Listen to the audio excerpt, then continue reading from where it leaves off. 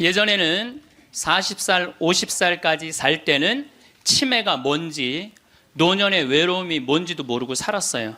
그런데 이제는 70, 80, 100, 110살까지 살면서 점점 사는 게 재미가 없어져요. 그래서 나이가 들면은 뭐가 드느냐면 무기력증이 든다고 말씀을 드렸어요. 여러분들 사는 게 재미가 하나도 없고 무기력증에 빠지면 그 다음에 오는 건 우울증이에요. 이제 병으로 발전해요. 그래서 우리나라 그 할머니들 65세 이상 할머니들 그 우울증을 조사해 보면은 부부가 같이 노년에 살면 우울증이 21% 온대요. 그리고 자식하고 살면 27%가 온대요. 그러니까 여러분들 늙어서 자식들하고 살면은 행복할 것 같죠? 행복하지 않아요. 그러니까 여러분들 나는 늙어서 자식한테 효도받고 산다? 아니에요. 나이를 70, 80, 90 넘어가면서 자식하고 살면은요 서름 받고 섭섭하고 또 내 마음 몰라주고 내가 저를 어떻게 키웠는데 나를 이렇게 무시해? 자기 오래 사는 줄 모르고 섭섭한 것만 생각해요. 자기 오래 사는 줄 모르고 섭섭한 것만 생각해요. 그러니까 자식하고 살면은 우울증에 더 많이 걸리는 거예요. 그러니까 여기 계신 여러분들은 늙어서 자식하고 한 집에서 산다는 생각은 아예 머릿속에서 빼버려야 돼요. 빼버려야 돼. 또 문제는 혼자 살면은요 이 우울증은 41%로 늘어나요. 혼자 살면 누가 뭐라 그래도 늙어서는 부부가 같이 사는 게 제일 좋아요. 누가 뭐라 그래도. 그러니까 여러분들 지금 여기 60, 70 되신 분들 50 되신 분들도 마찬가지예요. 내가 지금 자식 걱정하고 뭐 며느리 걱정하고 손자 걱정하고 손녀 걱정할 때가 아니라니까요. 네. 남편 걱정하고 아내 걱정해야지 자식들 걱정할 일이 아니에요. 여러분들 이번에 니마 그 강을 건너지 마오 그거 보셨어요? 네, 보셨죠? 저는 그 니마 그 강을 건너지 마오를 우리 직원들하고 보면서 저는 참 많이 울더라고요. 많이 울었죠 여러분들도. 근데 난 그 우는 게 이해가 안 가. 왜 울어? 여러분들 할아버지 98 조병만 할아버지, 할머니 89 강계열 할머니 여러분들 89, 89살에 눈 오면 눈싸움하고 놀고 그렇잖아요. 낙엽 떨어지면 낙엽 가지고 놀고 꽃 피면 꽃 꽂아서 머리에 꺾어주고 냉이 씻을 때 물에 물장구 치고 놀고. 여러분들 89살, 이 98살에 그렇게 산다는 건요 늘 내가 강의 때 말하는 대로 사는 분이에요. 얼마나 행복해요. 저는 그 두 분의 이렇게 사는 모습을 보면서 참 보기 좋더라고요. 저렇게 마지막에 아름답고 경치 좋은 데서 자식들하고 안 살고 그 부부가 같이 그렇게 한복 꼭 같은 색깔 입고 얼마나 좋아요. 100살까지 그렇게만 살 수 있다면 여러분들 그건 대복을 탄 거예요. 저는요 중간에 무슨 장면이 나오느냐 하면은 이 할머니 생일날 자식들이 와서 밥을 먹다가 싸워요. 싸우는 거 보셨죠? 네. 뭐 네가 한번 아버지 아팠을 때 병원에 모시고 갔냐, 전화라도 한번 했냐. 그 싸우는 걸 보면서 많은 사람들은 가슴 아프게 생각을 하는데 전 전혀 그렇게 이건 여러분들 모두의 일이에요. 앞으로 대한민국의 모든 집에서 일어날 일이에요. 그리고 나는 그 자식들 100번 이해가 돼요. 100번 그 자식들 이해가 돼요. 여러분들 생각을 해보세요. 98이면 아들이 68살이야. 아들이 68살이면은 자기도 힘들어. 자기도 70에 들어섰는데 98살 먹은 아버지 언제 챙겨요? 98 먹은 아버지. 여러분들 생각을 해봐요. 예, 여러분들 딸이 하나 있는데 40살까지 시집도 안 가고 80 다 된 내 옆에 붙어 살아. 그럼 그 딸 이뻐요, 미워요? 그리고 그냥 돈이라도 벌어오면 좋은데 돈도 안 벌어와. 돈도 안 벌어오고 계속. 그리고 이런 우리나라 캥거루족이 몇 명이냐면은 100만 명이래요. 그러니까 어머니가 70, 80이 다 됐는데도 그 어머니 등골에 붙어서 빼먹는 거야. 자긴 돈도 안 벌고. 여러분들 그런 딸들이 자기가 독립하지 않고 계속 부모 힘들게 하면 그 딸 밉잖아요. 그럼 입장을 바꿔놓고 생각해보자 이거야. 내 나이가 60이 됐는데 아버지가 100살 되도록 안 죽고 계속 내 등에 붙어 살면은 60 먹은 자식은 힘들 것 같아요? 안 힘들 것 같아요? 똑같은 입장이에요. 똑같은 입장이에요. 계산상 안 맞는다는, 계산상. 자식을 20년 키웠으면 20년만 얻어 먹어야지. 근데 이제는 20년 키우고 40년, 50년, 60년 얻어 먹는다니까요. 지금 50살 되신 분들은 110살까지 산다고 말씀드렸죠? 그러면은 지금 50살 된 분들 110살까지 살면은요, 60살서부터 자식 기대고 산다면은요, 몇 년 얻어 먹는 거야? 50년 얻어 먹는 거야, 50년. 지금 40살들은요 120살까지 사는 거야. 그럼 60살서부터 자식 기대서 얻어먹고 산다면은요 60년 얻어먹는 거야. 20년 기껏 키우고 난 다음에 60년 얻어먹는 게 말이 돼요? 그러니까 이제는 자식하고 산다는 거는 자식이 늙어서 나를 책임진다는 건 상상도 하지 말라는 거예요. 누가 책임져야 돼? 내 인생은? 내가 책임지는 수밖에 없어요. 아니 제가 늘 드리는 말씀이지만은 저는 고등학교 3학년 때까지 어머니 아버지가 저를 키웠어요. 저는 뭐 우리 집 막내로서 정말 사랑 많이 받고 자랐어요. 그 신학교 들어가니까 누가 날 키워줬어? 교회가 날 키워줬어. 신학교 교회가 신부되고 보니까 너무 고마워.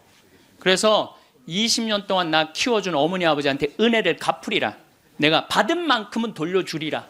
그래갖고 내가 신부 돼갖고 첫 사목 활동비 받았을 때 45만 원인가 받았어요. 그 24년 전에요. 어머니 25,000원, 아버지 25,000원 용돈 드렸다니까요.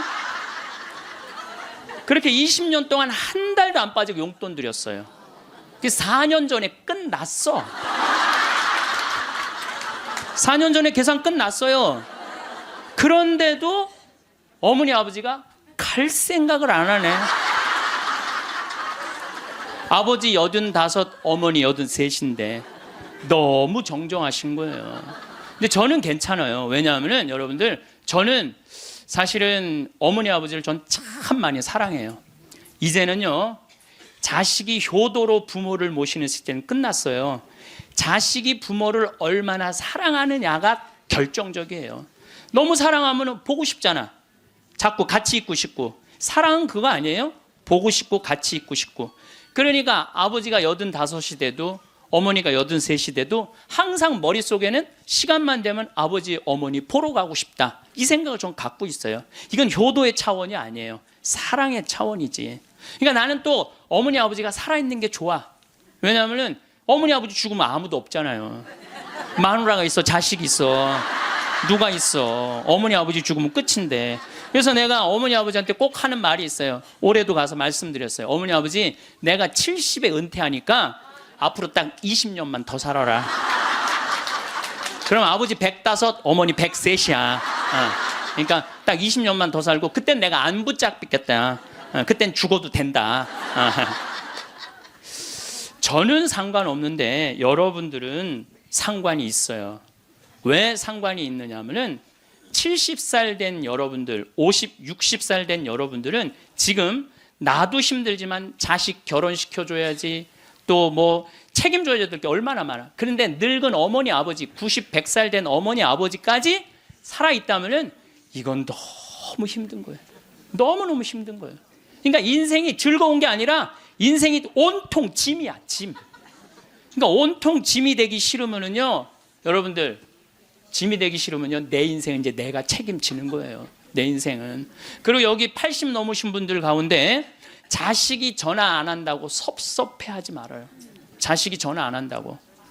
당연히 잊어먹을 때도 돼요. 그 나이 되면은.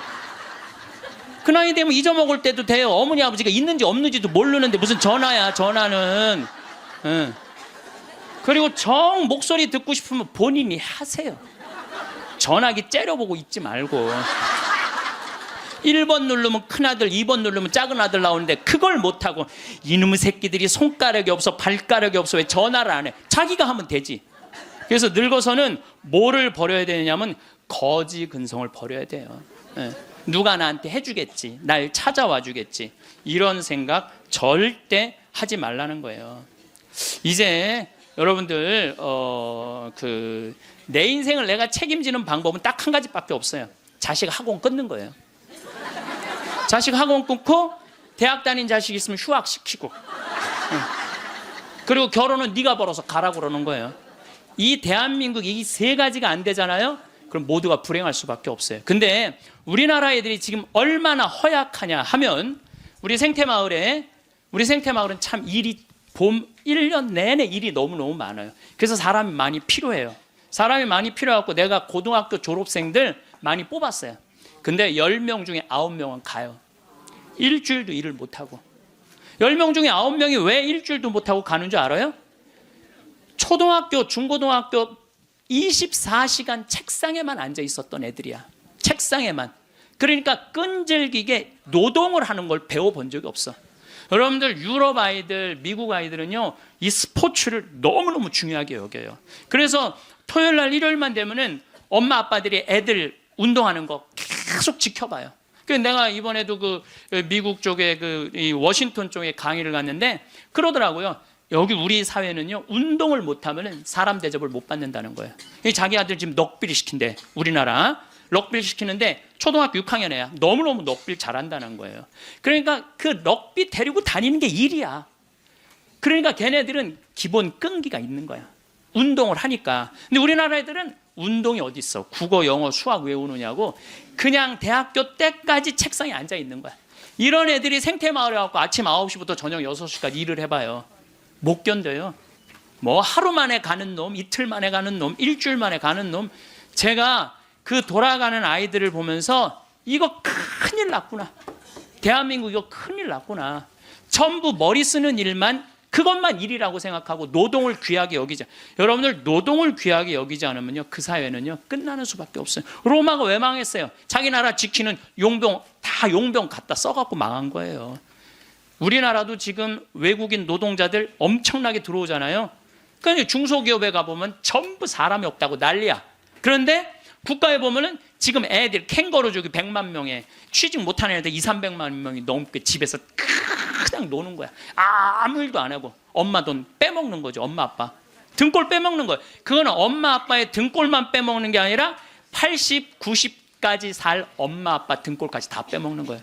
이게 여러분들 보통 심각한 문제가 아니에요. 대한민국 지금 심각해요. 자식들한테 돈 다 뺏긴 노인들, 쓸 돈이 없어서 집 안에만 그냥 박혀 있는 거예요. 공원에 나가 이렇게 장기 바둑 두는 데 기웃거리다가 집에 들어오는 할머니들 참 많아요. 근데 이게 다 여러분들 욕심 때문에 그래요. 욕심 때문에 애들을 망치는 거예요. 여러분들 지금 이 초등학교 학생들이 오늘 굉장히 많이 왔는데 이거 굉장히 막 아주 이거 획기적인 일이 지금 벌어졌어요. 지금 이 초등학생들이 쟤네들이요 선행학습을 학원에 가서 한 번 하고 집에서 숙제하고 그리고 학교 가면은요 선생님이 가르친 게 재미가 하나도 없대요. 세 번째 공부하니까 세 번째 그러니까 선생님이 존경스럽지가 않은 거야. 그래서 쟤네들이 학교 다니는 게 재미가 하나도 없는 거예요. 여러분 학교 다니는 게 재미가 없는 애들이 나중에 어떻게 될 것 같아요? 컴퓨터 게임에 빠지는 거예요. 근데 그게 선행학습이 누구 때문에 벌어지는 거냐? 대한민국의 부모들 때문에 그래요. 내만 1등 시키고 싶은 이 욕심, 이게 대한민국을 병들게 하고 아이들 병들게 하고 그것만에 거기에 학원비 들어가는 건 내 노년의 이 연금을 다 쏟아붓는 거야. 대한민국이 건강해지려면요 제가 농담으로 하는 얘기가 아니에요. 학원 끊고 대학 휴학시키고 지금 저기 집에서 노는 놈들 전부 공장에 취직시켜갖고 일시켜야 돼요. 그래야지 대한민국이 건강하게 살아갈. 여러분들도 살 끼고 자식들도 살 길이 그거예요. 여기 어느 외로운 노인의 글이 하나 있는데 참 모든 인생이 다 들어있어서 제가 여러분들한테 한번 읽어드릴게요. 3년 전 마누라가 세상을 떠난 뒤 나는 외로움을 견디다 못해 함께 살자는 아들의 청을 받아들였다. 여러분들 지금 할머니 할아버지들 집에서 할머니 할아버지들 보면 많이 싸우죠. 많이 싸우죠.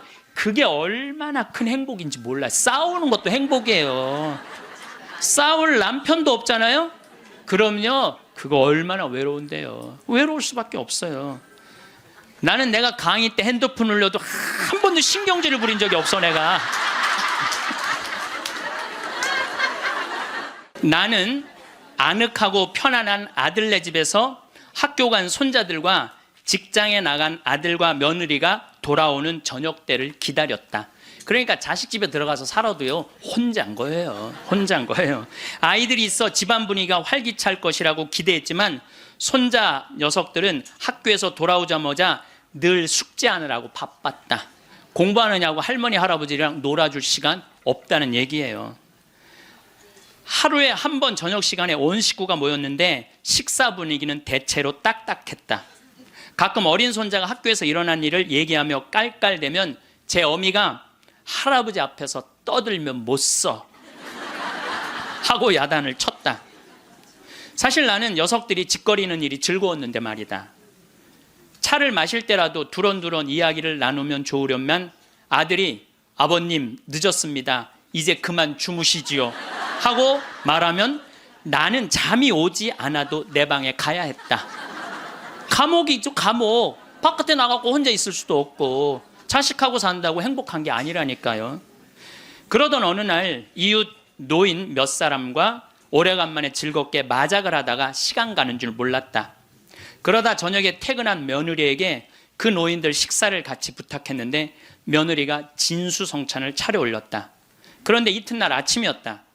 아들이 미리 말도 없이 손님을 청하면 어떡하냐면서 앞으로 그러지 마세요라고 말했다. 언젠가부터 나는 자주 배가 고팠다. 금방 밥을 먹어도 또 배가 고팠는데 냉장고에 내가 먹을 만한 간식이 없었다. 그래서 나는 매일 늙은 행상한테서 만두를 3상자씩 사 먹었다. 그 뒤로는 뱃속이 편안했고 하루 종일 목소리를 쓰지 않는 나로서는 만두 장수와 이야기 나누는 일도 즐거웠다. 여러분들 늙으면은요, 이 만두 장사랑 얘기 나누는 것도 즐거워. 나하고 누가 말만 해줘도. 그래서 우리 생태마을에 전화해갖고 할머니들요, 무지하게 통화 오래 하는 할머니들 많아요. 어느 날 만두 장수는 내게 줄 거스름돈이 모자라 나중에 며느리를 통해서 돈을 건네주었는데 며느리는 아버님이 이렇게 직접 사다 드시면 사람들이 우리가 아버님을 잘 돌보지 않는다고 생각할 거예요 라고 말했다. 그렇게 2년이 흘렀다. 갈증이 나고 자주 오줌이 마려운 증세가 더 심해져 병원에 갔더니 당뇨병이라고 했다. 아들은 너무 많이 드셔서 그 병에 걸린 겁니다 라고 말했다. 며칠 뒤 내 몸은 회복됐지만 마음은 뒤숭숭했다. 그러다 문득 마누라 장례식 때 보고 여태 만나지 못한 친구가 생각났다. 그때 친구는 장례식장에서 양로원 생활이 즐겁다고 했다. 같은 연배의 늙은이들과 산책도 하고 요리도 하고 밤 늦게까지 얘기도 나눈다며 만족한 표정을 지었다. 내가 들어갈 방도 있냐고 묻자 친구는 자네는 아들과 더불어 만년을 편안히 즐기게 라고 말했다. 여러분들 늙어서요, 늙은 친구들하고 어울려서 노는 게 행복할 것 같아요? 나 쳐다보지도 않는 아들하고 사는 게 행복할 것 같아요? 여기 여러분들 여기 지금 늙은 친구들하고 오신 분들 많죠? 네. 아들이 여기 와서 놀아줄 수 있어요? 못 놀아줘요? 못 놀아줘요. 그러니까 이 생각을 바꿔야 된다는 거예요. 그냥 돈을 꾸리고 아껴서 그 옆에 있는 소중한 친구하고 밥 한 번 사 먹을 생각 안 하고 자식 뒷돈 대줄 생각만 해요. 그 정신 나간 엄마 아빠들이라는 거예요. 그러면 나는 그 친구의 말에 공감했지만 이미 3년을 편안하게 보냈으니 그것으로 족하지 않는가. 나는 자리에서 일어나 주섬주섬 짐을 꾸렸다. 옛 친구들이 있는 곳으로 가기 위해. 제가 가끔 삼성 노블 카운티 또 유무상통 마을 그야말로 돈이 있는 할머니 할아버지들 노인 요양시설에 가서 강의를 해요. 그분들 참 멋지게 살더라고요. 예. 해주는 밥 딱딱 먹고 수영장 있고 삼성 노블 카운티는 골프 클럽도 있더라고. 같이 골프도 치고 다니고. 여러분들 다 하실 수 있어요. 뭐만 하면 학원만 끊으면 욕심만 버리면 여러분들 다 하실 수 있어요. 대한민국은요 지금 얼마든지 행복하게 살 수 있는 길인데 이놈의 욕심이 지금 대한민국을 막고 있는 거예요. 그래서 늙어서 행복하게 살기 위해서는 첫 번째 무조건 집을 나가라. 나이 먹어서 외롭지 않게 사는 방법은 일단 해만 뜨면 집을 나가야 돼요. 그리고 70, 80 넘어가고 집에 있는 게 아니에요. 일단 나가주는 게 예의라니까. 그냥 70, 80 넘어가고 이렇게 그냥 하루 종일 그리고 앉아 있으면요, 며느리들 힘들어요. 며느리들만 힘들게 아니라 여러분들도 심심해서 죽는다는 거예요. 혼자 있는 고독이라는 게 참 무서워요. 우리나라 독거노인 숫자가 125만 명이나 돼요. 어떤 모양으로든 함께하는 방법을 찾아야 돼요. 가끔 1박 2일씩 사라져 주는 것도 예의야. 그래서 우리 생태마을에 오는 것도 예의예요, 예의. 저는 우리 생태마을에 봄만 되면은 할머니 4분, 5분이요 어울려서 생태마을에 오셔서 월요일부터 금요일까지 쉬고 가요. 월요일부터 금요일까지 쉬어봤자 13만 원밖에 안 돼요. 아니 여러분들 일주일 동안 내 손으로 밥 안 하고 먹여주지, 재워주지, 찜질방 있지, 산책로 있지, 미사 있지, 강의 있지. 1년에 한두 번 13만 원 위해서 나를 못 써요? 근데 그 할머니들이 이제 몇 년을 오는데 그 할머니 나한테 이구동성을 하는 얘기가 있어요. 신부님 말대로 집 잡혀서 이렇게 내가 쓰다 보니까 인생이 너무 즐겁다는 거야. 인생이 너무 즐겁다는 거야. 집 잡혀서 쓰다 보니까 인생이 너무너무 즐겁다는 거야. 사는 게 너무 행복하다고 그래요. 요즘 우리 어머니 친구들이 매일 모여서 우리 집에서 먹고 막 춤도 춘대. 음악 틀어놓고 춤도 추고. 그리고 또 뭐예요? 니마 그 강을 건너지 마오도 가서 보고 국제시장도 가서 보고 왔는데 평생 영화 안 보러 가시던 분인데 요즘 보러 다녀요. 80세 돼 갖고.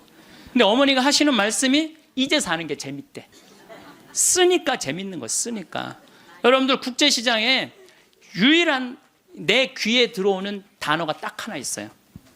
이 한덕수라는 친구가 함흥 일사후퇴에서 오잖아요. 네가 장남이니까 네 책임져지라고. 그러니까 이제 자기가 대학도 못 들어가고 파독 광부가 되죠. 그런데 다시 돌아와요. 해양대학에 합격을 해요. 돌아와서. 근데 베트남 또 참전을 가요. 동생하고 꽃분인네 가게 그거 구한다고. 근데 그 부인이 한마디 해요. 당신 왜 가족을 위해서만 사느냐고. 당신을 위해서도 살으라고. 당신을 위해서도 살으라고. 그런데도 이 사람은 끝까지 가족을 위해서 마지막까지 살죠. 그 여의도에서 막순이라고 함흥에서 놓친 그 이제 미국에 이제 입양돼 갖고 정말 눈물 콧물 다 빼죠. 근데 저는 이런 생각이 들어요. 대한민국에 지금 70, 80대 되신 분들이 이 나라 일으켜 세운 거예요. 이 나라 일으켜 세우고 고생이란 고생은 다 하고. 그럼 이제 호강할 때도 됐는데 아직도 뭐가 몸에 뱉냐면 나 같은 게 무슨 호강이야. 이런 생각을 하는 분들이 너무 많아요. 그래서 여러분들 제발 집을 나가세요. 집을 무조건 나가야 돼요. 집을 나가야지 집 안에 있으면 안 돼. 그래서 월요일 날은 경복궁 쉬죠. 화요일 날은 경복궁, 수요일 날은 덕수궁, 목요일 날은 창덕궁, 금요일 날은 국립박물관, 토요일 날은 온양온천. 전철 공짜냐. 온양온천 갔다 오고, 일요일 날은 춘천 갔다 오고. 그렇게 계속 돌아다니는 거예요. 계속. 돈 하나도 안 들어요. 다 무료 입장이야. 다 무료 입장. 내가 말하는 데는 다 무료 입장이야. 그렇게 계속 돌아다니다 보면은요, 죽을 때 어떻게 죽는다고? 지쳐서 죽는다니까. 지쳐서. 죽을 때 지쳐서 죽어야 돼. 미국에서는 할머니, 할아버지들 사진을 찍어놔요. 사진을 찍어놓고 3개월 동안 뭐를 시키느냐 하면은 3개월 동안 뭐를 시키느냐 하면은 운동을 시켜요. 헬스도 하게 하고, 그 다음에 파티도 하게 하고, 럭비도 하게 하고. 그렇게 3개월 동안, 그 3개월 후에 다시 사진을 찍어요. 그랬더니 3개월 전에 찍은 사진보다 3개월 후에 찍은 사진이 훨씬 젊게 보이더라 이거예요. 사람은요, 어떤 마음을 가지고 사느냐에 따라서 생김새도 달라진다는 거예요. 나는 늙었어. 난 이제 죽을 거야. 죽을 날만 계속 기다리고 있잖아요. 그러면 그냥 죽는 거예요. 그 우리나라 그 의사 선생님들이 100살 넘은 분들한테 문의를 했어요. 손수건 있어요. 걱정하지 마세요. 여러분들이 너무 많아갖고 지금 더워서. 또 강원도는 오늘 영하 17도예요. 영하 17도라 내복을 입고 왔더니 우리는 내복을 안 입으면은 추워서 못 살아요. 어쨌거나 100살 넘은 분들한테 물어봤어요. 이렇게 100살까지 어떻게 건강하게 사느냐고. 근데 100살 넘은 모든 분이 똑같이 뭐라고 얘기냐면 해만 뜨면 집을 나간다는 거예요. 여러분들 오늘 해만 뜨면 여기 나오니까 좋아요, 안 좋아요? 좋잖아. 천주교가 얼마나 할 일이 많아요. 그래서 여러분들 나는 성당 다니는 거 나이 먹어서 참 좋다고 생각해. 성당 다니는 거. 성당 갈 때까지 걸어가요, 안 걸어가요? 걸어. 올 때 걸어오고. 그리고 또 우리 천주교가 미사 참여할 때 그냥 놔둬요. 일어나라, 앉아라, 들어와라, 나가라. 얼마나 많이 시켜, 미사 때마다. 그리고 여러분들 나이 먹어서요, 이렇게 많은 사람들 속에 어우러져 있으면요, 자기가 의식이 젊어진대요. 그래서 뭐가 안 걸리냐면 치매가 안 걸리는 거예요. 치매가. 그래서 레주하는 할머니들이 되게 자다가 돌아가신대. 많이 끝까지 활동한다가 지쳐서 죽는 거예요. 지쳐서. 레주하는 할머니들이 끝까지 활동하다가 지쳐서 죽는 거예요. 지쳐서. 그러니까 여러분들 성당 다니는 거 참 좋은 거예요. 그리고 제가 권하는 거는 무기력증에 빠지지 않기 위해서 가장 중요한 거 운동하는 거예요. 헬스 자전거 타는 거. 헬스 자전거 꼭 타세요. 허벅지에 근육이 풀리잖아요. 그때부터 누워서 똥오줌 싸는 거예요. 여러분들 누워서 똥오줌 싸는 사람들 많이 보셨어요? 아마 내가 제일 많이 봤을 거야. 누워서 똥오줌. 왜냐면 환자 봉송체 나가니까. 그러면요, 한 5년 10년 누워서 똥오줌 싸는 집에 들어가잖아요. 온 집안에 냄새가 배 있어요. 온 집안에. 그러니 그 집이 기쁨이 있겠어요, 없겠어요? 본인만 삶의 질이 떨어지는 게 아니라 그 가족 전체가 삶의 질이 떨어지는 거예요.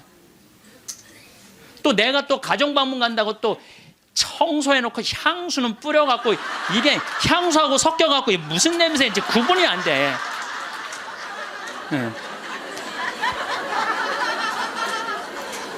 여러분들 나이 먹어갖고 미국은요, 제가 이게 여러 번 봤어요.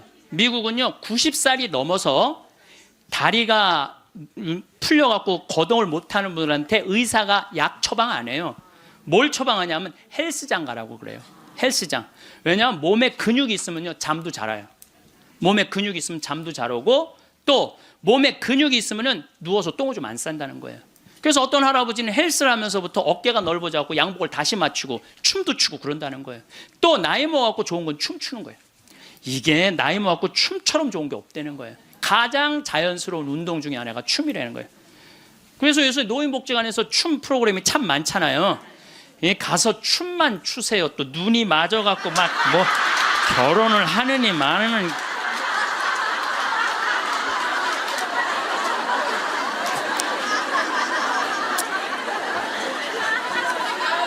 돈 쓰는 거 아깝다고 72%의 돈 쓰는 거 아깝다고 72%의 할머니 할아버지들이 아무것도 안 해서 집에만 있는다는 거야. 우리나라에 지금 72%의 할머니 할아버지들이 돈 쓰는 거 무섭고 아깝다고 아무것도 안 하고 집에서 있는다는 거예요. 그런데 이 중에 45%는 극빈자예요. 극빈자라고 그러는 거는 정말 어려운 분들이 우리나라 OECD 국가 중에 노인 가장 가난한 나라가 우리나라예요. 이것도 참 슬픈 일이에요. 왜냐하면 우리나라가 정말 잘 사는 나라거든요. 여러분들 우리나라 잘 사는 나라인지 모르세요?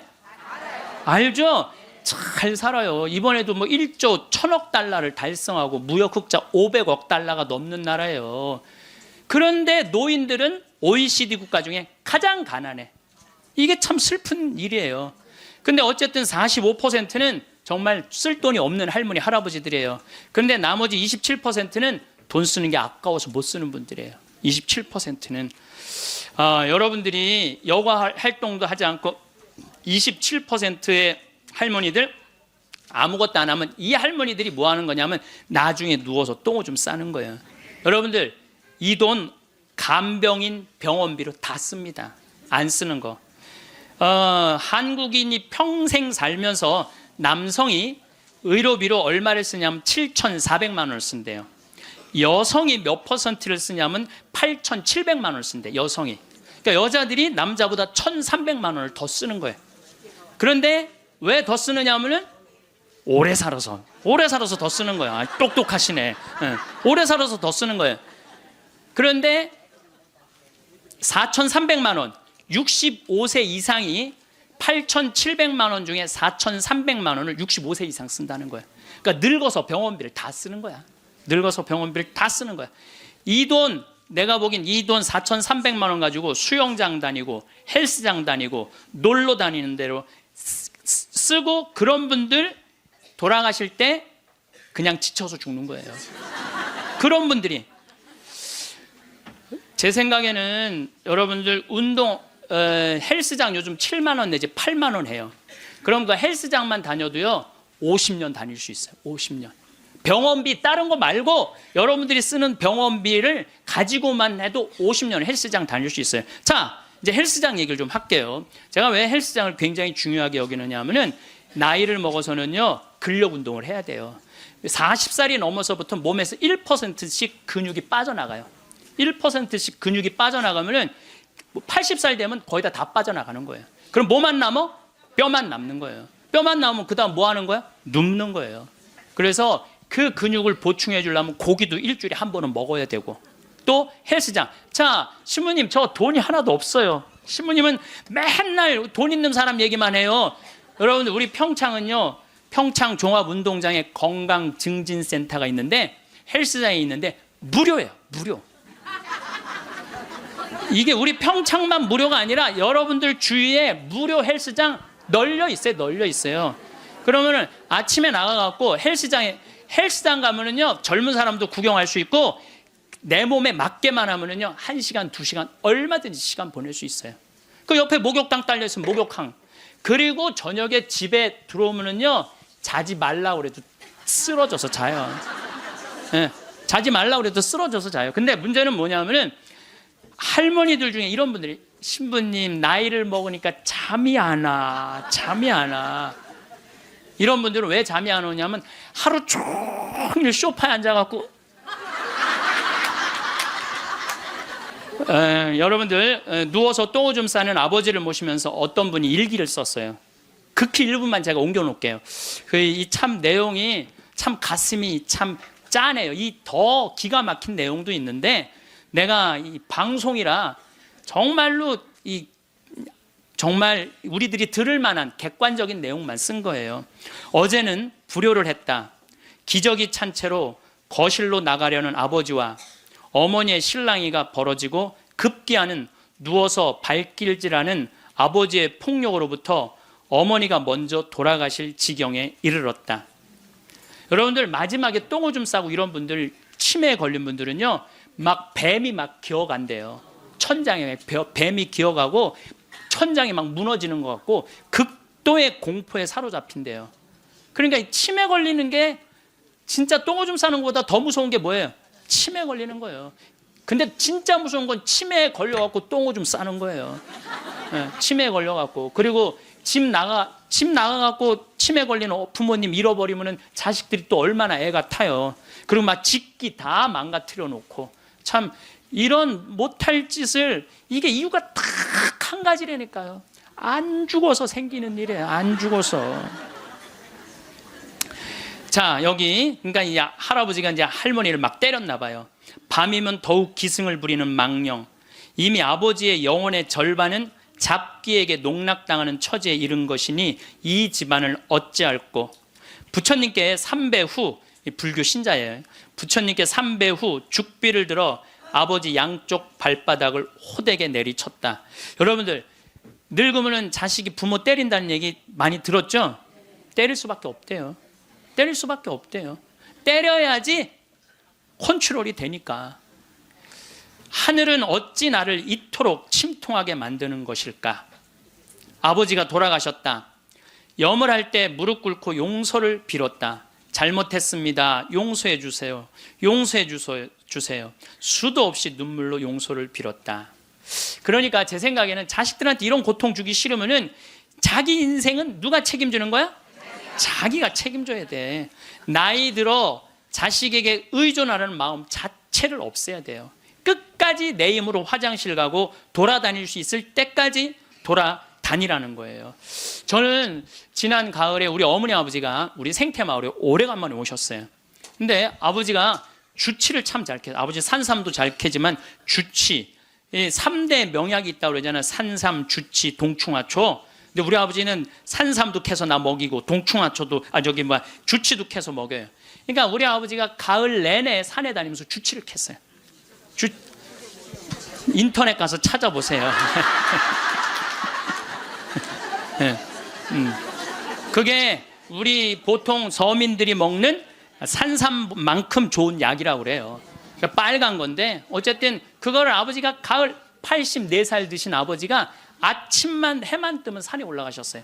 근데 저는 말리지 않았어요.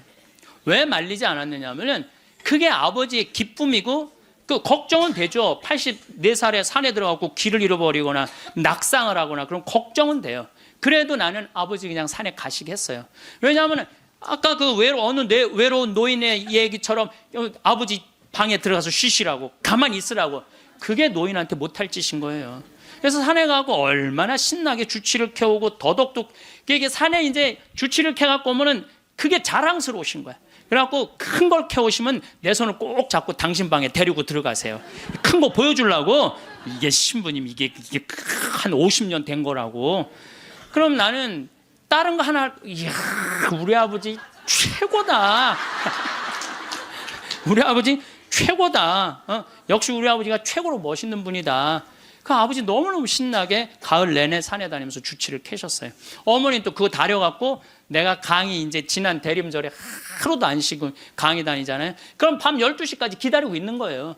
그걸 먹인다고. 아버지는 산에 가서 큰 죽을 둥 살 둥 주치캐로 다니고 어머니는 또 밤 12시까지 그걸 다려놓고 아들 강의 끝나면 먹이려고.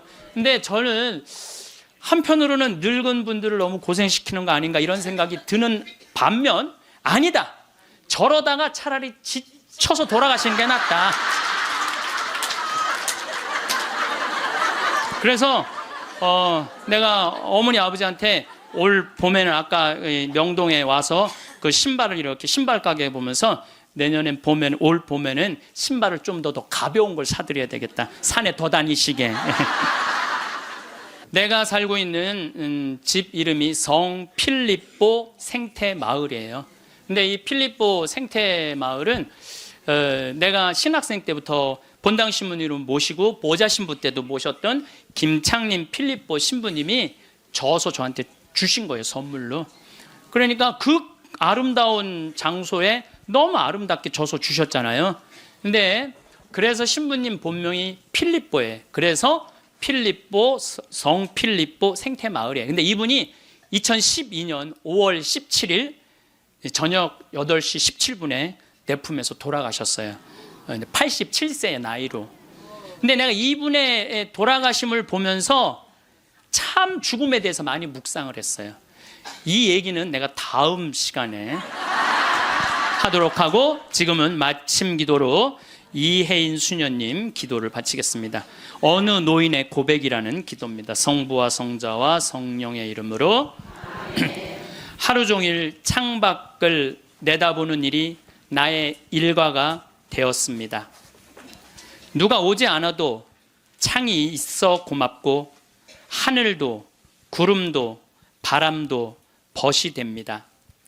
내 지나온 날들을 빨래처럼 꼭 짜서 햇살에 널어두고 봅니다. 바람 속에 펄럭이는 휘노애락이 어느새 노을빛으로 물들어 있네요.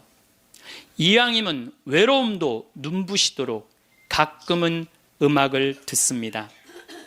이 세상을 떠나기 전 내가 용서할 일도 용서받을 일도 참 많지만 너무 조바심하거나 걱정하진 않기로 합니다. 죽음의 침묵은 용서하고 용서받은 거라고 믿고 싶어요. 고요하고 고요하게 하나의 노래처럼 한 잎의 풀잎처럼 사라질 수 있다면 우리는 모두 시간의 강을 따라 걷는 여행자와 같습니다. 강물이 쉼 없이 흐르듯 우리의 삶도 멈추지 않고 흘러왔습니다. 거울 속에 비친 모습에서 세월의 흔적을 발견하지만 마음속에는 여전히 푸르른 청춘의 내가 그대로 살아 숨쉬고 있습니다.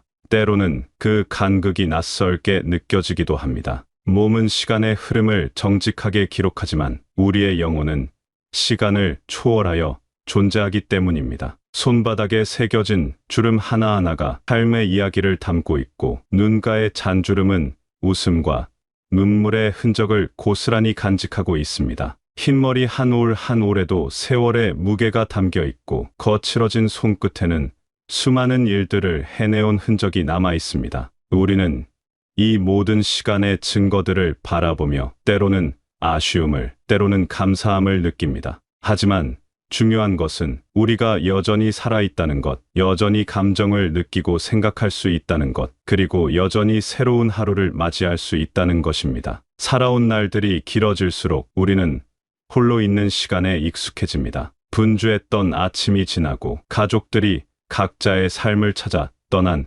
오후의 고요함은 때로 무거운 침묵으로 다가옵니다. 텅 빈 집안에 홀로 앉아 창밖을 바라볼 때 문득 마음 한구석이 쉬어오는 것을 느낍니다. 그 침묵 속에서 우리는 과거의 기억들과 마주하게 됩니다. 아이들이 뛰어다니던 복도의 웃음소리, 가족 모두가 둘러앉아 나누던 저녁 식사의 따뜻함, 생일마다 불었던 촛불의 환한 빛들이 떠오릅니다. 벽에 걸린 가족 사진들이 무언의 대화를 걸어오고 빈 방에서 흘러나오는 정적이 마음을 무겁게 누르기도 합니다. 이제 그 모든 것들이 아득한 추억 속에만 남아 있습니다. 그것은 누구의 잘못도 아닙니다. 그저 삶의 자연스러운 한 과정일 뿐입니다. 하지만 그 고요함이 우리를 잠식하게 내버려 두어서는 안 됩니다. 마음의 창을 닫고 침묵 속에 갇히면 생각은 자꾸만 어두운 곳으로 향하게 됩니다. 외로움이라는 감정은 관계의 부재에서 오는 것이 아니라 세상과 나의 연결고리가 끊어졌다고 느낄 때 찾아오는 것입니다. 우리에게는 새로운 연결고리가 필요합니다. 세상과 사람들과 그리고 무엇보다 우리 자신과의 새로운 관계가 필요합니다. 우리의 마음은 작은 정원과 같습니다. 가꾸지 않으면 잡초가 무성해지듯 마음도 돌보지 않으면 우울이라는 그림자가 드리워지기 마련입니다. 삶이 무료하고 의미 없게 느껴질 때 우리는 무기력에 빠지기 쉽습니다. 아침에 눈을 뜨는 것이 즐겁지 않고 하루를 시작할 힘이 나지 않습니다. 어떤 날은 침대에서 일어나는 것조차 큰 용기가 필요합니다. 커튼을 열어 햇빛을 들이는 것도, 옷을 갈아입는 것도 모든 일이 무겁게 느껴집니다. 하루 종일 텔레비전만 바라보며 시간을 보내거나 같은 생각을 반복하며 시간을 허비하기도 합니다. 전화벨이 울려도 받기가 귀찮고 누군가 찾아와도 문을 열기가 망설여집니다. 이것은 의지가 약해서가 아닙니다. 우리의 영혼이 새로운 자극과 활력을 필요로 한다는 신호입니다. 오랫동안 고여있는 물은 생명력을 잃듯이 우리의 일상도 새로운 흐름이 필요합니다. 매일 같은 시간에 일어나고 같은 것을 먹고 같은 프로그램을 보는 반복적인 일상은 우리의 정신을 마비시킵니다. 우리에게는 작은 변화라도 새로운 경험이라도 필요합니다. 다른 길로 산책을 나가보거나 평소 읽지 않던 책을 펼쳐보거나 새로운 요리를 시도해보는 것처럼 말입니다. 과거에는 자녀들과 함께 사는 것이 노년의 행복이라 여겨졌습니다. 하지만 시대가 변했고 이제는 각자의 삶을 존중하는 것이 새로운 지혜가 되었습니다. 자녀들에게 기댐으로써 위안을 얻기보다 우리 자신의 삶을 온전히 책임지는 당당한 모습을 보여주는 것이 더 큰 사랑일 수 있습니다. 그들도 자신들의 삶의 무게를 짊어지고 힘겹게 걸어가고 있기 때문입니다. 높은 집값, 치열한 경쟁, 불안한 미래에 대한 걱정으로 그들의 어깨도 무겁습니다. 우리가 그들에게 또 다른 짐이 되어서는 안 됩니다. 서로에게 건강한 거리를 유지하며 각자의 자리에서 서로를 응원하는 것, 그것이 이 시대가 우리에게 요구하는 새로운 가족의 모습일 것입니다. 진정한 행복은 누구에게 의지해서 얻어지는 것이 아니라 내 안에서 스스로 발견하는 것입니다. 자녀들의 안부를 묻고 격려하되 그들의 삶에 과도하게 개입하지 않는 지혜가 필요합니다. 우리가 독립적이고 건강한 모습을 보여줄 때 그들도 안심하고 자신의 삶에 집중할 수 있습니다. 그렇다면 우리는 이 고요함과 어떻게 마주해야 할까요? 어떻게 마음의 정원에 다시 햇살을 비추게 할 수 있을까요? 대답은 의외로 간단한 곳에 있습니다. 바로 움직임입니다. 우리의 몸을 움직이는 것은 멈춰 있던 삶의 톱니바퀴를 다시 돌리는 것과 같습니다. 집 밖으로 한 걸음 나서는 작은 용기가 필요합니다. 문을 열고 세상 속으로 걸어 들어가는 것입니다. 처음에는 귀찮고 번거로울 수 있습니다. 화장을 하고 옷을 갈아입고 신발끈을 내는 것조차 큰일처럼 느껴질 수 있습니다. 하지만 그 작은 준비 과정 자체가 우리를 다시 살아있게 만드는 의식입니다. 문턱을 넘어서는 순간 햇살을 피부로 느끼고 바람의 향기를 맡고 거리를 오가는 사람들의 활기찬 모습을 바라보는 것만으로도 우리의 감각은 깨어납니다. 길가의 꽃들이 계절을 알려주고 지나가는 아이들의 밝은 웃음소리가 귀에 들려옵니다. 공원의 벤치에 앉아 나무의 푸르름을 바라보는 시간, 시장에 들러 제철 과일의 싱그러움을 구경하는 시간, 카페에 앉아 사람들을 관찰하며 커피 한 잔의 여유를 누리는 시간. 이 모든 것이 우리의 마음에 새로운 생기를 불어넣습니다. 우리의 몸은 우리가 평생을 함께해온 가장 소중한 친구입니다. 나이가 들면서